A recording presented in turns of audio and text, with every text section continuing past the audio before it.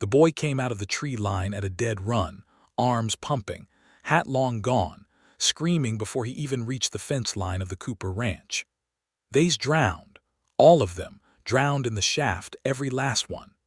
Elvira Cooper was already moving before the words fully landed, dropping the coil of fence wire she had been stringing and vaulting the low rail with the ease of a woman who had done harder things in worse boots.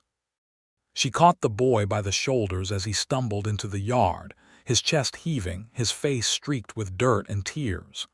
"Toby, Toby Whitfield, look at me. Slow down and breathe."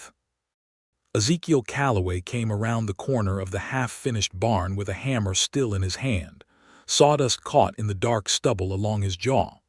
He had been setting a new crossbeam since sunup, the kind of quiet, patient work that suited a man who no longer wore a badge, and he crossed the yard in 6 long strides. "What is it, son?" he said, and his voice was low and even, the voice he had used for 11 years calming spooked horses and frightened witnesses alike, though it had been 6 months since he'd worn the tin star that gave him the right to use it. Toby dragged in a ragged breath. "The marsh, number 2. Water come up through the old crosscut sudden as anything," Pa said, and the whole gallery's under, and his voice cracked. "They're all drowned." "You said that already," Elvira said gently, kneeling so she was eye level with him. "Now tell me again, slower." The boy's eyes darted between them, wild with the particular panic of a child who has run 4 miles believing the worst. "Pa sent me." He said most everybody got out through the old air shaft.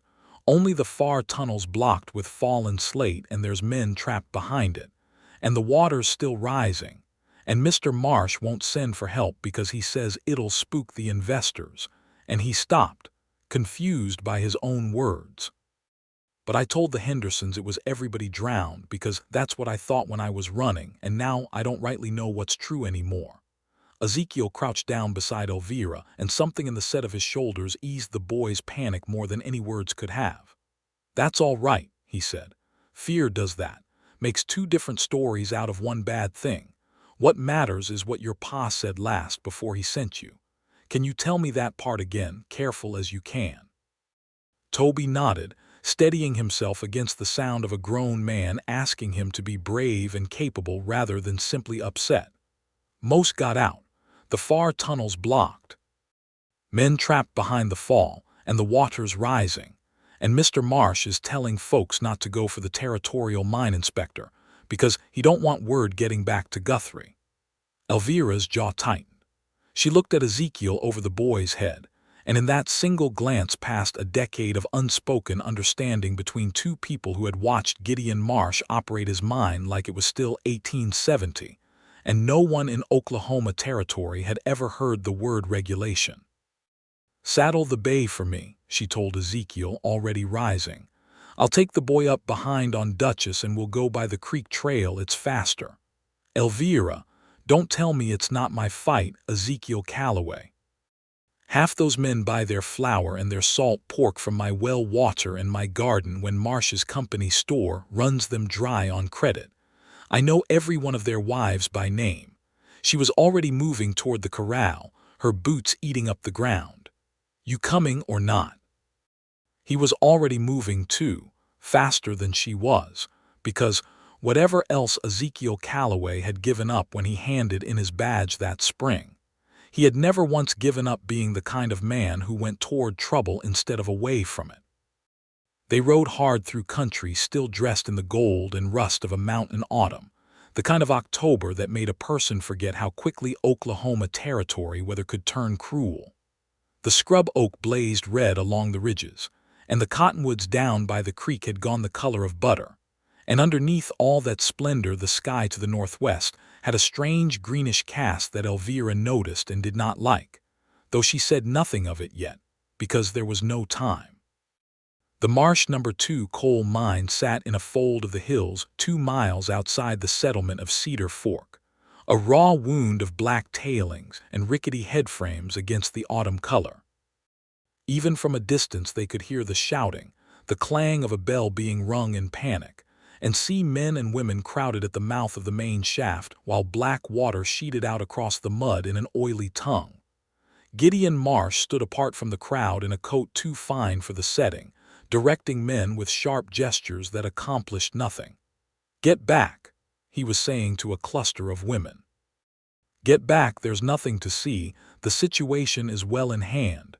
"Your situation," Ezekiel said, swinging down from his horse before it had fully stopped, "has men trapped behind a rockfall with water rising. Where's the air shaft they came out through?" Marsh's face did something complicated, recognition and irritation and calculation all at once.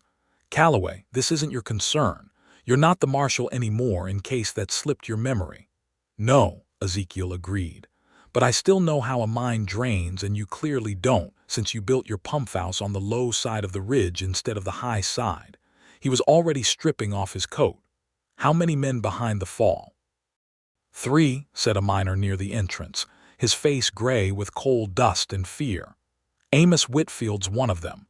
Pete Enlow and young Dill Sackett the other two." Toby made a sound like something breaking, and Elvira caught him against her before he could bolt toward the shaft mouth. "Your pa is smart and strong, and he is not going to drown today," she told him fiercely, holding his face so he had to look at her. "You hear me? Not today." Inside the mine, the air was thick and wrong, heavy with the smell of wet coal and something sharper underneath it. A smell Ezekiel recognized from his years of dealing with mine trouble in his martial days as gas building where it oughtn't. He and 3 volunteer miners waded into knee-deep, then thigh-deep water, following the failing light of a single lantern lashed to a pole, because Marsh's foreman admitted when pressed hard enough that the mine had no proper emergency lighting at all. "There," Ezekiel called, spotting the rockfall, a jagged wall of shattered slate where a support timber had clearly given way. He could hear voices behind it, faint and frightened. "Amos," he shouted. "Amos Whitfield, can you hear me?" "Here." The voice was muffled, exhausted. "Water's to my chest in here. Dill's hurt, hit his head. We're coming through. Don't panic, don't waste your breath shouting more than you have to." Ezekiel turned to the men beside him. "We pull from the top, careful, or the whole thing shifts and crushes them instead of freeing them. You two brace that beam there first." It took the better part of an hour, working in cold black water by lantern light, but they cleared enough of the fall to drag Amos Whitfield out first, then a barely conscious Dill Sackett with blood matting his hair, then Pete Enlow, who came out cursing and coughing and alive, which was the only part that mattered. They emerged into the gray afternoon light to a ragged cheer from the crowd, and Toby broke free of Elvira's grip and ran full into his father's soaked arms, sobbing with the particular violence of a child who had spent hours believing a lie he'd told himself. Elvira found herself watching Ezekiel Calloway instead of the reunion, watching the way he made sure the injured man was settled before he'd even wrung the water from his own shirt. The way he turned immediately to find the mine's foreman and demand, in a voice that had gone hard and flat, exactly how many other timber supports in that gallery had been reported unsafe and ignored. Gideon Marsh, predictably, had already begun composing a version of events in which his prompt action had saved the day. "A regrettable accident," he was telling anyone who would listen, "but resolved swiftly thanks to the good sense of my foreman." "Your foreman," Ezekiel said, walking up dripping and furious in a way Elvira had not yet seen from him, "told me not 20 minutes ago that he warned you in writing twice that the cross-cut timbering in that gallery was rotted through. You want to tell these people that part, Marsh, or should I?" Marsh's smile did not so much as flicker. "You resigned your position some months back, Calloway, precisely because you found yourself unable to perform the duties required of you. I think a man in your circumstance would choose his words with more care."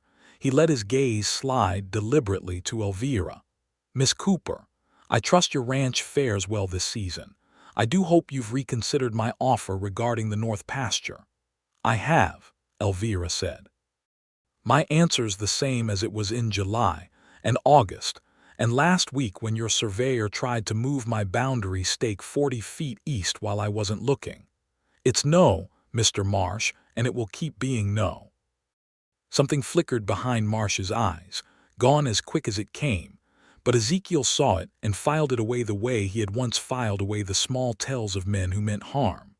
Marsh turned without another word and walked back toward his office at the mine head, his fine coat somehow untouched by the mud and blood and cold water that had soaked everyone else on that hillside. "He wants your water," Ezekiel said quietly, once Marsh was out of earshot. "That's what the North Pasture offer's really about, isn't it? There's a spring-fed creek runs through it. The only reliable water for 6 miles that doesn't run brown with mine tailings half the year," Elvira said. "He needs it for his boilers if he means to sink that new shaft he's been surveying for. I made my claim on that creek fair and square during the Cherokee Strip run last month, and I mean to keep it." Ezekiel looked at her for a long moment, this woman standing in mud to her ankles with her sleeves rolled past her elbows, having just spent an hour organizing rescue efforts and comforting a terrified child with the same steady competence she now used to stare down the most powerful man in the territory. "Well," he said finally, "I reckon I'd best get that barn roof finished before the weather turns then. Man ought to have a dry place to store hay if he's going to keep helping his neighbor hold her ground." It was, Elvira thought as she watched him walk back toward the horses, the closest thing to a declaration she had heard from any man in a long while, and she was surprised by how much she liked it. The days that followed settled into a rhythm neither of them named aloud.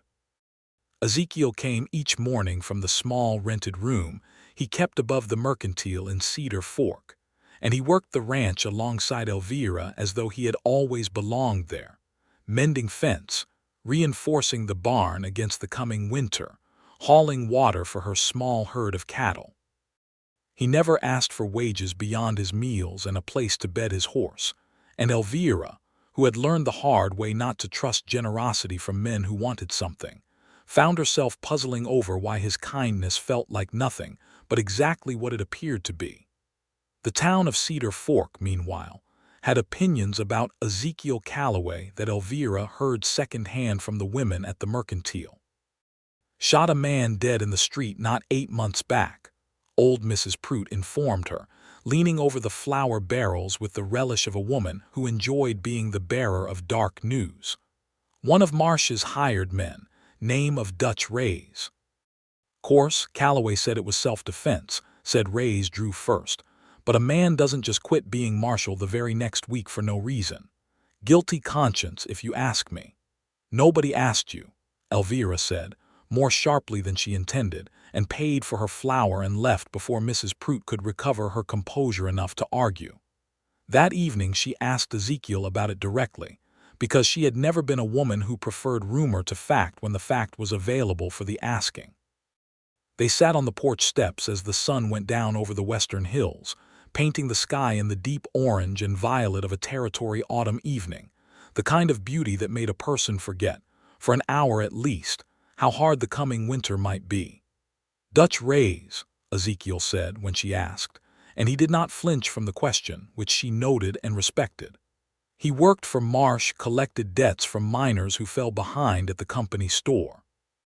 He'd taken to beating men who couldn't pay, sometimes their wives when the men weren't home. I arrested him twice. Marsh had him released both times, called it a business dispute outside my jurisdiction. He turned his hat over in his hands. Third time he came at me with a knife in the alley behind the saloon because I'd told him I meant to see him tried properly this time. I told him to drop it. He didn't. He met her eyes. "I'm not sorry he's dead, Elvira.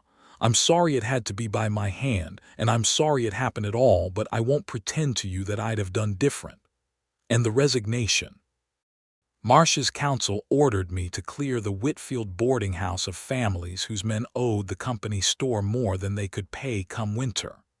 Turn women and children out into the cold over a debt most of them never truly owed in the first place, given how Marsh's ledgers are kept. I told the council I wouldn't do it. They told me a marshal who wouldn't enforce lawful orders wasn't a marshal they needed. I handed in my badge before they could take the satisfaction of firing me. He shrugged, though the gesture cost him something she could see.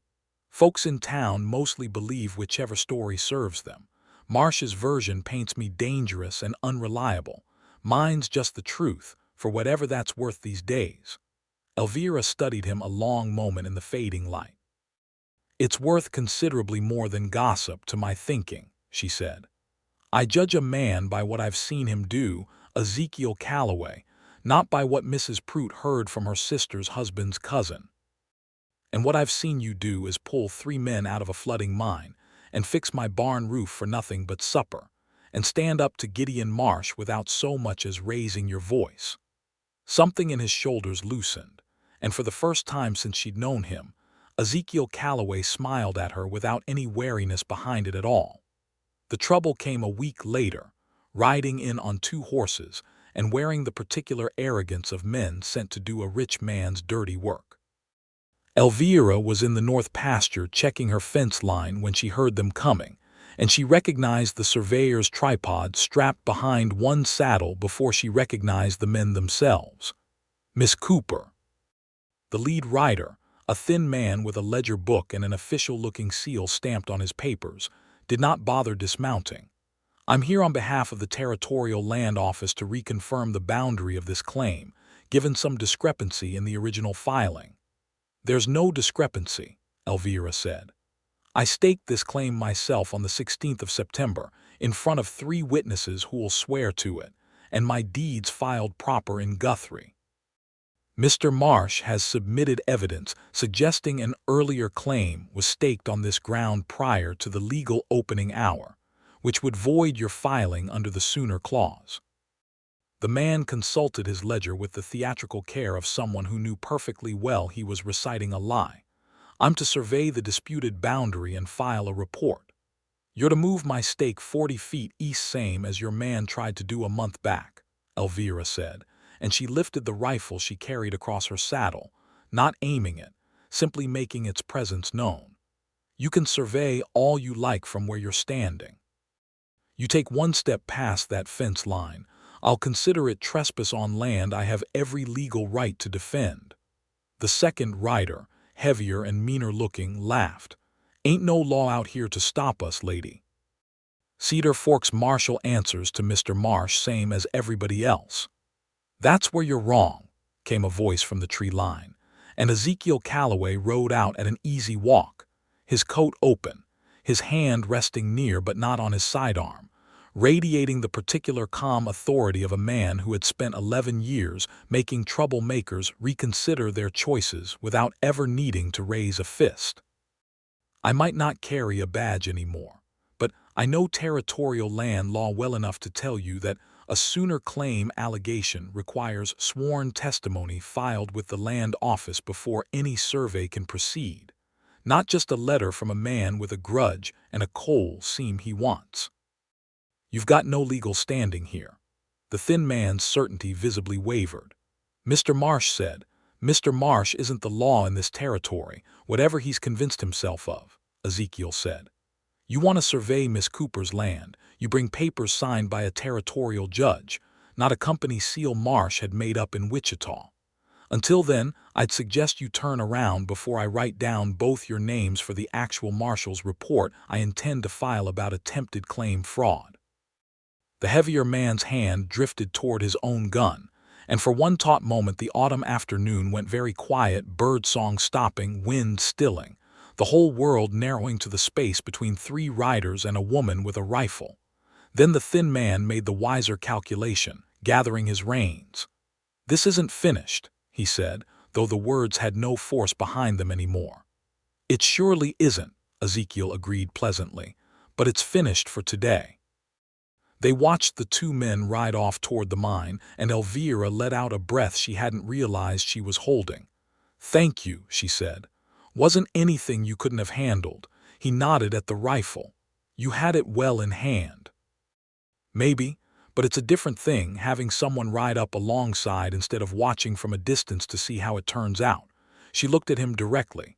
That's not nothing, Ezekiel. No, he said quietly. I don't suppose it is. That night, working by lamplight in the small room above the mercantile, Ezekiel took a sheet of paper and a stub of pencil and began a letter he had no intention of ever sending. I keep telling myself I'm only staying in Cedar Fork through the winter because the work's steady and a man's got to eat, he wrote. But I built that fence corner today thinking about the way she laughed when the calf got loose and ran circles around both of us. And I do not believe a man builds fence corners with that particular kind of care for a woman he means to leave come spring. I have been alone a long while, Elvira Cooper, longer than I have let myself notice until you started noticing me back. He folded the letter and put it in the bottom of his trunk beneath a spare shirt, and told himself he would burn it eventually, and did not. The following morning he arrived at the ranch earlier than usual, before the sun had fully cleared the ridge, and Elvira found him in the yard with a length of good oak he must have salvaged from the lumber pile behind the mercantile, working it with a spokeshave and a patient, careful attention that suggested this was not barn repair. "What's that, then?" she asked, coming out onto the porch with 2 cups of coffee, handing him one. "Chair," he said, not looking up from his work. "Your table's only got the 2, and a man feels poorly perched on a nail keg when he's meant to eat supper. I've managed fine on a nail keg for 2 years. I expect you have." He turned the chair leg in his hands, checking the joint. "Doesn't mean it's right." She watched him a moment longer, something warm and complicated moving through her chest, and did not ask the question that hovered behind her teeth, which was whether he meant this chair for himself, or for some future evening she had not yet agreed to. She only sat on the porch step and drank her coffee while he worked, and let the moment be what it was without demanding it explain itself. By that evening the chair stood finished at her table, its oak still pale and raw against the worn wood of the other 2, sturdy and plain and built, she noticed, to exactly her own height at the table rather than his taller frame, which meant he had measured her chair before building his own guess at where he might sit beside it. She did not comment on any of this. She simply set 2 plates instead of one at supper as she had begun doing most evenings now, and when Ezekiel came in from washing up at the pump, he saw the new chair sitting in its place at the table as though it had always belonged there, and something in his chest eased in a way he had not expected and did not examine too closely. He had built it before she had said a single word about staying through the winter, before either of them had spoken aloud what both had begun to understand was happening between them. He had simply looked at his own future and seen her in it, and made room. That evening, she sat in it without comment. They ate supper by lamplight while the wind picked up outside, rattling the shutters, and neither of them mentioned the chair at all, though Elvira caught Ezekiel glancing at her once across the table with an expression she could not quite name, something between relief and hope, and she found herself smiling down at her plate in a way she hoped the lamplight hid. The trouble, when it came again, came in the dark. Elvira woke to the smell of smoke and the frantic bawling of her cattle, and she was out of bed and pulling on her boots before she had fully finished thinking the thought that something is burning. The hay barn, freshly reinforced not 2 weeks past, was ablaze at one corner, orange light licking up the fresh timber Ezekiel had set, and 2 shapes on horseback were already wheeling away into the darkness beyond the firelight, having done what damage they'd come to do. Fire. She screamed toward the mercantile a half-mile off, though she knew it was too far for anyone to hear, and instead she ran for the well, hauling up water in the milk pail, throwing it uselessly against flame that had already claimed a third of the structure. Hooves came pounding up the road before she'd managed a second bucket, and Ezekiel swung down from his horse at a dead run, having seen the glow from town and ridden without waiting to saddle properly. "Get the stock out first," he shouted over the roar of fire, already moving toward the barn door where her 2 milk cows and the young bull calf stood terrified against the far wall. "Water won't save the barn now, but we can save what's in it." Together they hauled the panicked animals free, Elvira's hands raw from rope burn, Ezekiel's shirt scorched at one shoulder where a falling beam had brushed too close, and they stood back finally and watched the barn he had spent 2 weeks rebuilding collapse in on itself in a shower of sparks against the black autumn sky. "Marsh's men," Elvira said, once there was nothing left to do but watch it burn down safely away from the house. "Had to be. Had to be," Ezekiel agreed grimly. He was favoring his left arm, and when she looked closer she saw the shoulder of his shirt was not merely scorched but torn, a shallow gash beneath it where the falling timber had caught him harder than she'd first realized. "You're hurt. It's nothing. It is not nothing. Sit down." She half dragged him to the porch step and fetched clean water and the bottle of carbolic she kept for exactly such occasions, and worked in silence for a while, cleaning the wound with hands that had gone steady again now that the immediate danger had passed, though her heart still hammered with something that was not entirely fear anymore. "You didn't have to come riding out here half-dressed at midnight," she said finally, winding a clean strip of cloth around his shoulder. "Could have waited for daylight." "No," he said simply, "I couldn't." Their eyes met in the low light of the single lamp she'd brought out, close enough now that she could see the exhaustion and the anger, and underneath both, something steadier that had nothing to do with either. Elvira. Her name in his mouth had a different weight to it than it had a month before. "I don't know how this ends. Marsh isn't going to stop, not with what he needs from your land, and I've made myself his enemy twice over now standing beside you. I won't pretend that's a small thing to ask a woman to accept." "You haven't asked me to accept anything," she pointed out. "You've built me a chair and fixed my fence and pulled my cattle out of a fire. Those aren't questions, Ezekiel, they're answers. Maybe it's time you let me give you one back." She did not kiss him that night, not with his shoulder freshly bandaged and both of them worn thin with smoke and fear.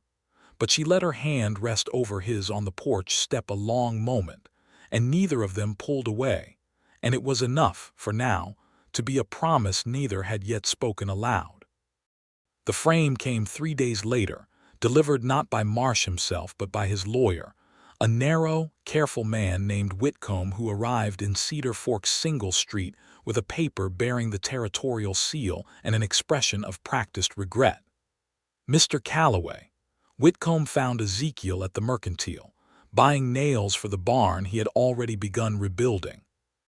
"I regret to inform you that a complaint has been filed alleging you accepted payment from Miss Elvira Cooper to intimidate Mr. Marsh's surveying party at gunpoint, constituting armed extortion under territorial statute." The mercantile went very quiet. Old Mrs. Prout, who had been pretending to examine a bolt of calico near the counter, did not even bother pretending any more. "That's a lie," Ezekiel said, "and you know it's a lie, and Marsh knows it's a lie since he was there for none of it. I merely deliver the complaint, sir. There will be a hearing before the Territorial Commissioner next week in Guthrie, should you wish to answer the charge. Until then, Mr. Marsh has requested the Town Council consider whether a man under such accusation ought to be permitted to continue associating with respectable citizens of Cedar Fork." Whitcomb's gaze flicked meaningfully toward the door, as though the town itself might be listening. "I understand feeling runs rather strong on the subject already." He left the paper on the counter and departed, and Ezekiel stood in the sudden weight of every eye in the mercantile, feeling something cold settle in his chest that had nothing to do with guilt and everything to do with the terrible efficiency of Gideon Marsh's cruelty.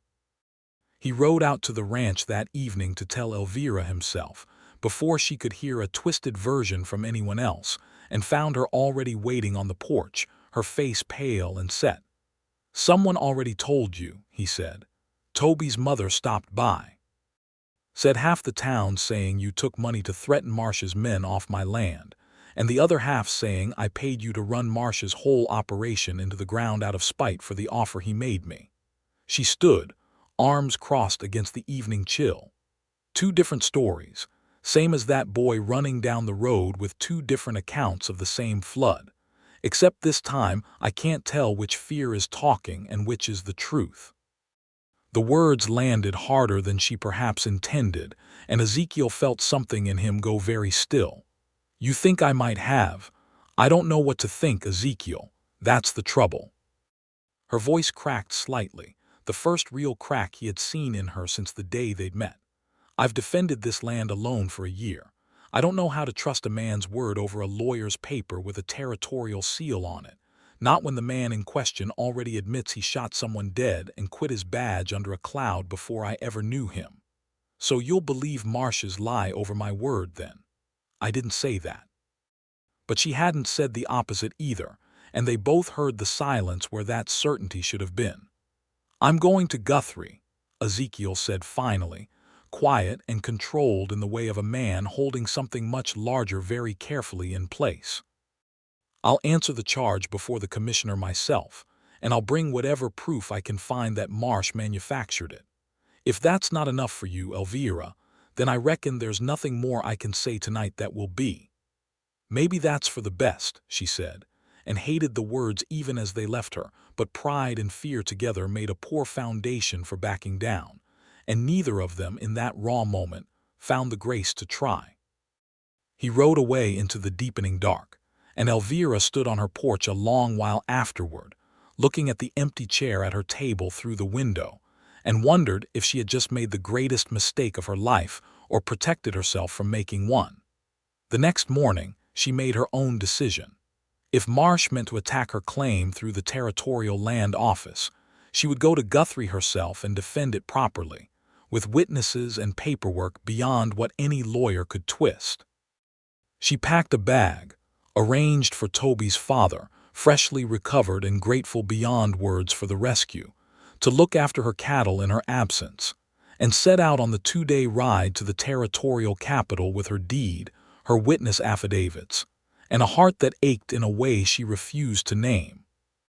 She did not know that Ezekiel had ridden the same road not 6 hours ahead of her, both of them traveling separately toward the same town for reasons that had, until 3 days ago, been entirely intertwined. Guthrie in October of 1893 was a town still raw with its own recent creation, wide dirt streets lined with buildings that had gone up in weeks, rather than years after the great land run of the previous year had made it the territorial capital overnight.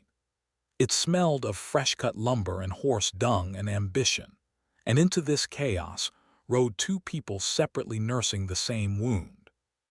Elvira found the land office first, a long, low building crowded with claimants and clerks, and spent 2 full days establishing, through sworn statements from the 3 witnesses who had seen her stake her claim at the legal hour on the 16th of September, that Marsh's allegation of a prior sooner claim was entirely fabricated, supported by no witness who could be produced and no filing that predated her own. The commissioner, a tired man named Holloway who had clearly seen 100 such fraudulent claims that autumn alone, dismissed Marsh's complaint within the hour, once her evidence was laid before him. Company men trying to squeeze out territory claims for mineral rights, Holloway said, shaking his head as he stamped her deed confirmed. Seen it a dozen times since September. You did right coming in person, Miss Cooper. Half the folks who lose their claims to this kind of scheme never bother to fight it, just assume the papers got more power than the truth. I don't intend to be one of them, Elvira said. It was in the hallway outside the commissioner's office, deed confirmed and tucked safely inside her coat, that she nearly collided with Ezekiel Calloway coming the other direction, his own hearing evidently just concluded. They stood facing each other in the narrow hall, both startled into stillness. Your hearing, she said. How did it go? Dismissed. Whitcomb's supposed witness couldn't say what day of the week he claimed to have seen the extortion take place, and the commissioner has apparently grown tired of Marsh's office filing complaints that fall apart the moment anyone asks a second question. Ezekiel's expression was carefully neutral, guarding something. Your claim. Confirmed. Same reason, more or less. Marsh built his case on assumption that nobody would trouble themselves to check the facts against it. She hesitated. Ezekiel, you don't owe me an explanation, Elvira. I think I do, actually. She drew a breath. I was frightened, and fear made 2 stories out of one truth, same as it did for that boy the day we met. I let Marsh's lie sit alongside your word like they weighed the same, and they never did. I'm sorry." Something in his face eased, though he did not yet let himself fully believe it. "I understand why it shook loose. A woman alone, defending everything she's built, gets a paper with a territorial seal telling her the man she's let close might be exactly the kind of danger the whole town warned her about. That's not nothing to weigh at midnight with a barn still smoking in your memory. It's still not an excuse for doubting a man who's done nothing but prove himself over and over since the day we met." They stood there a long moment in the crowded hallway, travelers and clerks moving around them, and Ezekiel reached out slowly and took her hand. "I wrote you a letter," he admitted. "Several, actually. Never sent them. Kept them in the bottom of my trunk because I didn't trust myself to say the things in them out loud, not with everything sitting unsettled between Marsh and the town and my own fool pride. What did they say? That I built that chair before you ever gave me reason to believe you'd let me sit in it. That I have been alone the better part of 11 years, moving from one town to the next, never staying anywhere long enough for it to matter if I left. And then I met a woman defending land she'd claimed with her own 2 hands, and I found myself wanting, for the first time in longer than I can remember, to stay somewhere simply because she was there." His thumb moved gently over her knuckles. "I should have said all that instead of riding off angry 3 nights ago. I'm sorry for that, too." Elvira felt something in her chest that had been clenched tight since the fire finally began to loosen. "I kept a journal," she confessed. "Started it the week after we met, if you want the truth of it, though I told myself it was only to keep account of the ranch work. Most every page has your name on it somewhere by now. I'd like to read it sometime, if you'll let me." "Maybe," she said, and the corner of her mouth curved despite herself, "once you've earned it back properly." "I intend to," he said, and something about the quiet certainty in his voice settled between them like a promise finally spoken plainly, instead of built silently into an oak chair. They rode back toward Cedar Fork together the following morning, deed and dismissed charges both secured. But the sky that had been so brilliantly clear during their days in Guthrie had begun to change, clouds building thick and gray-green along the western horizon in a way that made the old-timers in Guthrie mutter about an early blizzard coming down off the high plains faster than the season usually allowed. "Weather's turning," Ezekiel observed as they crested a rise and looked out over the valley, autumn gold now shadowed under a sky the color of a fresh bruise. "Turning fast, too. That's not a normal front." "There's been talk in town," Elvira said, remembering something Toby's mother had mentioned in passing. "The mine's been running double shifts trying to open that new gallery before winter sets in properly, the one under my north pasture boundary that Marsh wants so badly. If a hard rain comes on top of ground already weakened from that flood 2 weeks back, then the whole thing could go," Ezekiel finished grimly.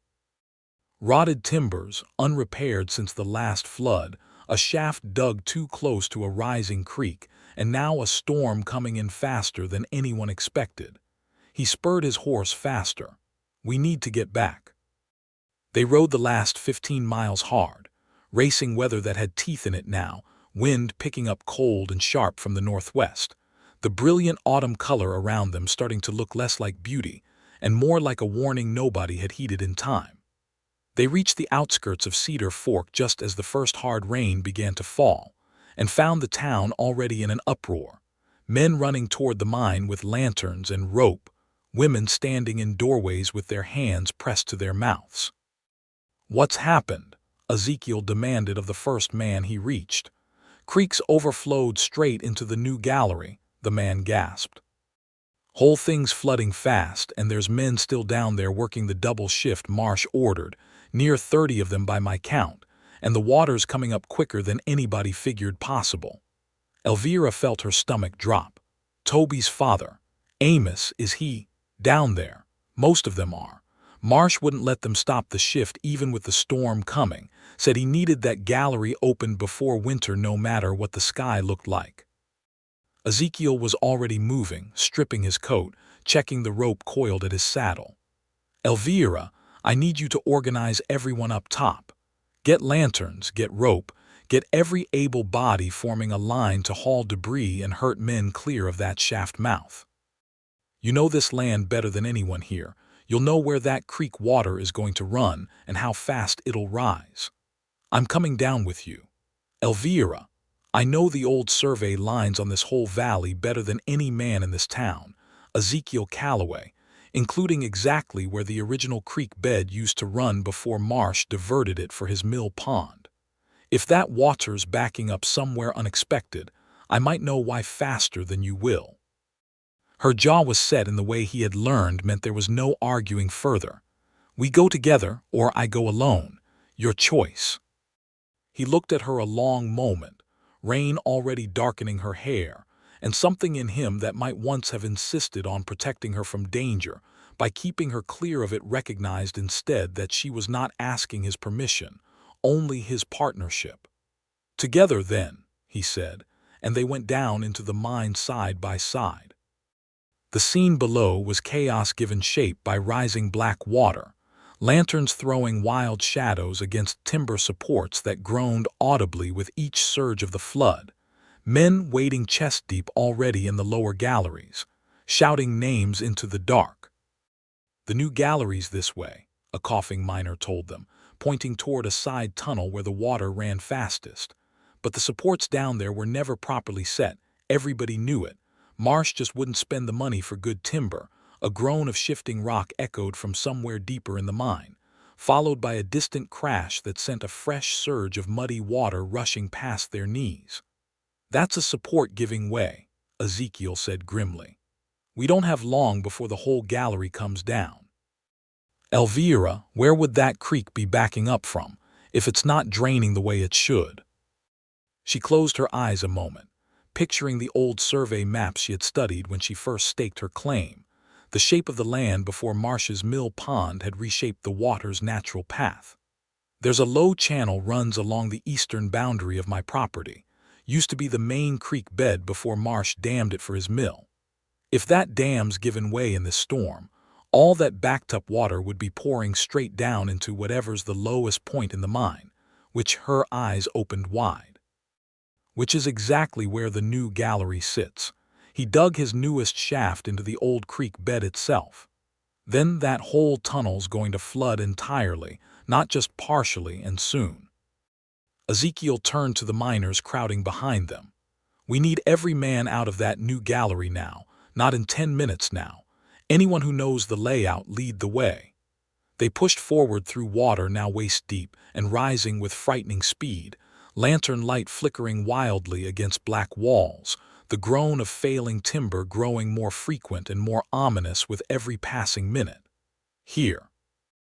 Amos Whitfield's voice came from ahead, hoarse with effort, and they found him and a dozen other miners struggling to free 2 men pinned beneath a fallen support beam, water already lapping at their chins. "He'd in low again," Amos gasped, recognizing the man they'd rescued together 2 weeks before, now trapped a second time by the same negligence. "And young Sackett's boy, Wilbur, he's not but 17, first week on the job. We lift together on my count," Ezekiel ordered, and Elvira threw her strength into the effort alongside the men, muscles straining, water rising past her waist now, the ominous groan of the mine's remaining supports growing louder overhead. "It's not moving," one man gasped. "Beams wedged against the rock face. We need something to lever it." "There," Elvira said, spotting a length of steel rail used for the ore carts, half submerged nearby. "Use that as a lever there, against the fallen rock, not the beam itself." They worked the makeshift lever into place, and on Ezekiel's count they heaved together, the beam shifting just enough for Amos and another miner to drag Pete in low and young Wilbur Sackett free, both coughing water but alive, dragged up out of the rising flood into arms ready to carry them toward the surface. "That's everyone from this section," Amos confirmed, counting heads in the lantern light with the desperate precision of a man who had learned the hard way not to trust a first count. "But there's still men in the far gallery, the one nearest where the old creek channel runs. They'll be closest to where that dam water's pouring in.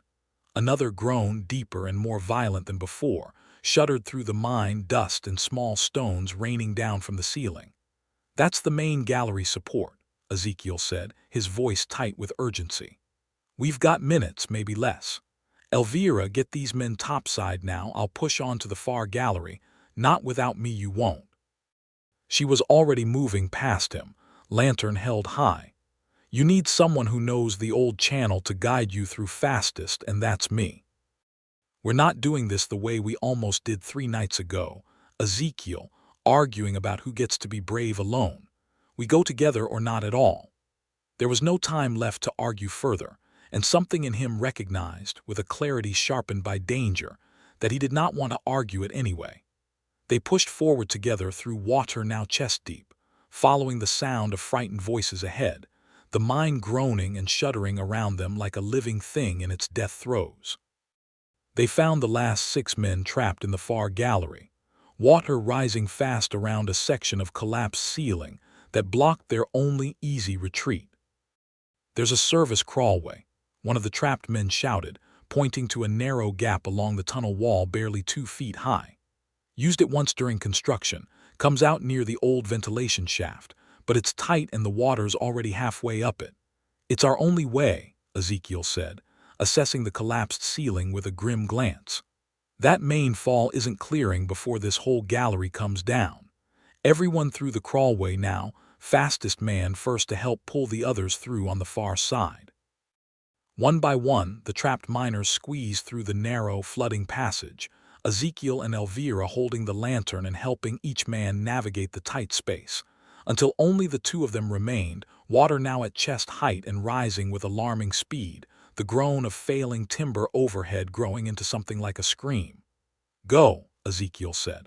"I'll be right behind you." "We go together," Elvira said fiercely, "same as we said."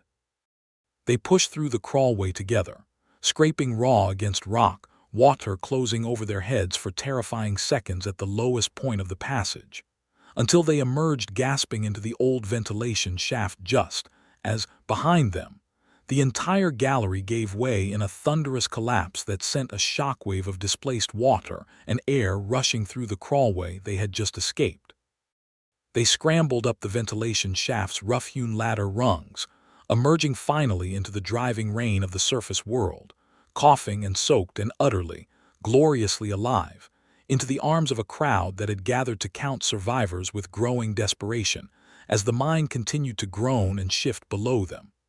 "That's everyone," Amos Whitfield confirmed, having organized the count with the same steady care he'd once shown counting his own children before bed. "Every man's accounted for. Thanks to you too, every single man."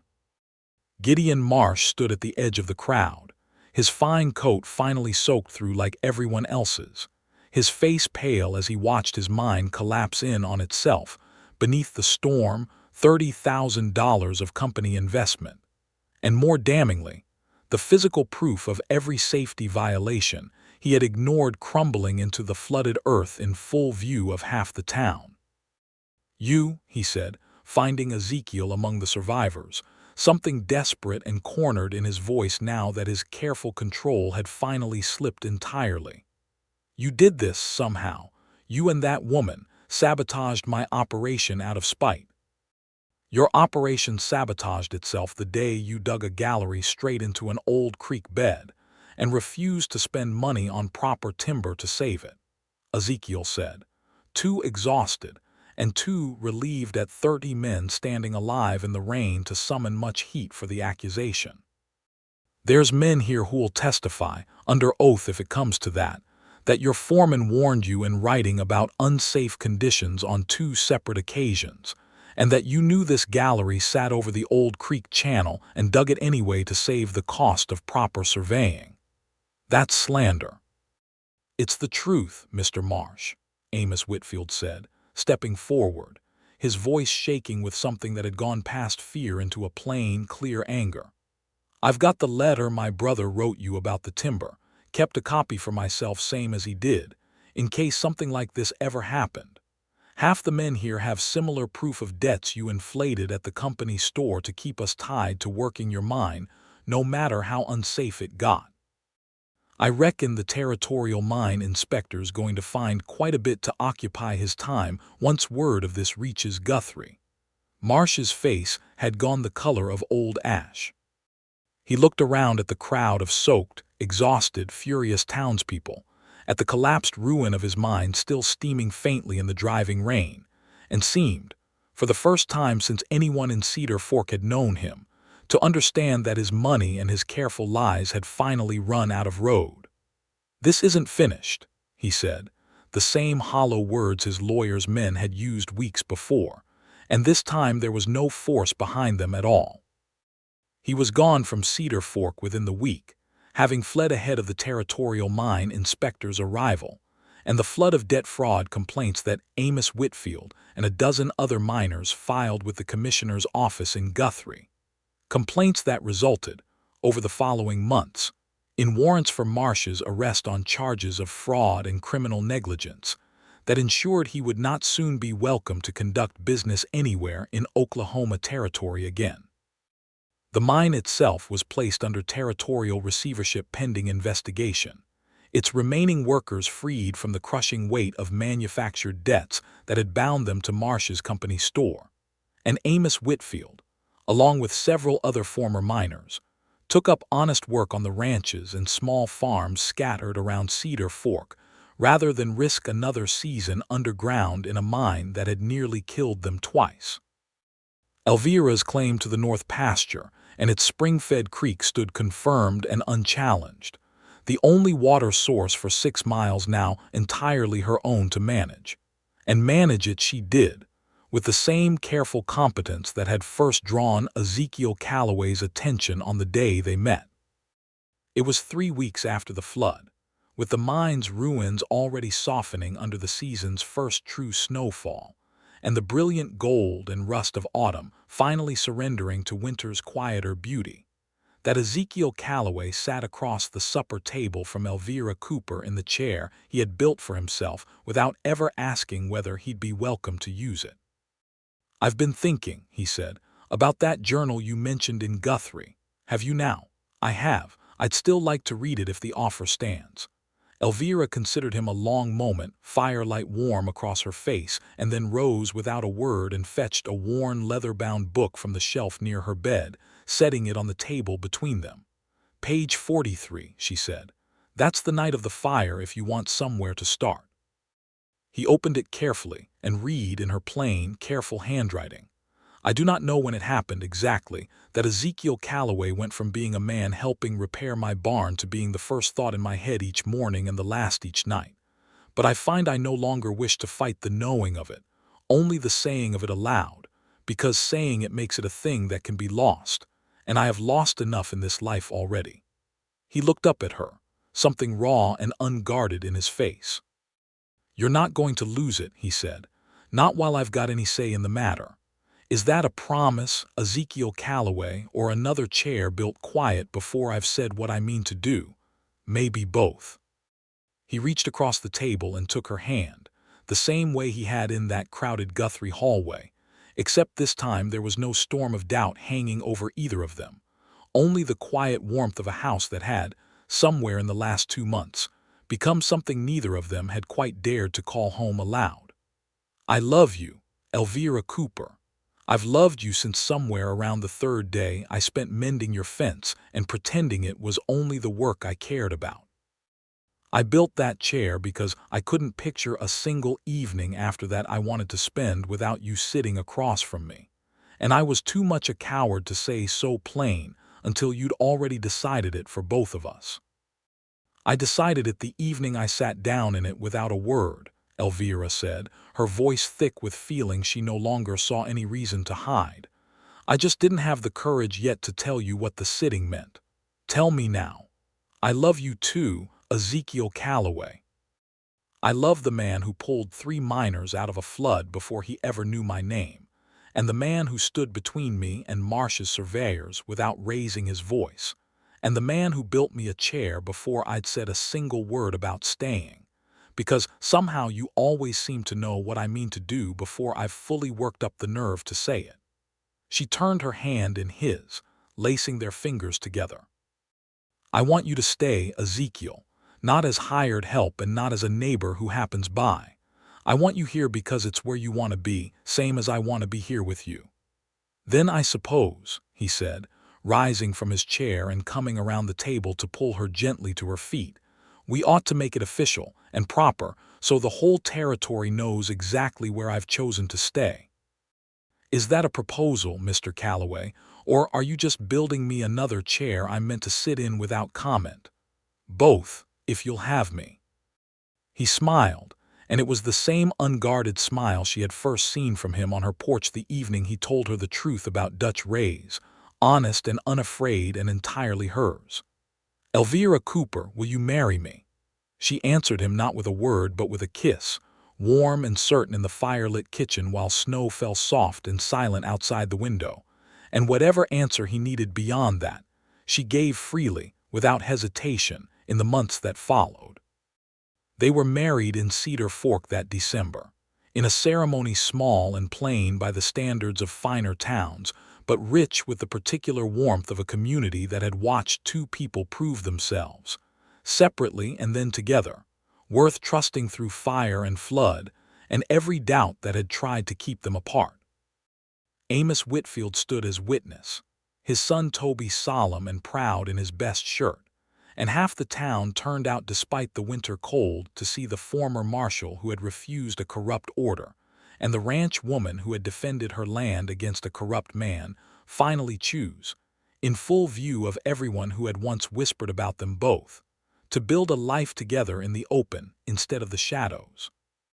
The ranch grew steadily in the years that followed the flood, its herds strong and its water plentiful, its reputation as the best-managed spread in that stretch of Oklahoma territory secure beyond any rival's challenge. And the table in the little ranch house kept its 3 chairs exactly as they were, worn smooth with years of shared suppers, each one a quiet testament to a promise made before either of them had found the courage to speak it plainly, and kept faithfully ever after by 2 people who had learned, the hard way and then the true way, that the safest place in a dangerous world was simply each other's company, freely chosen, evening after evening, without needing a single word of comment to make it so.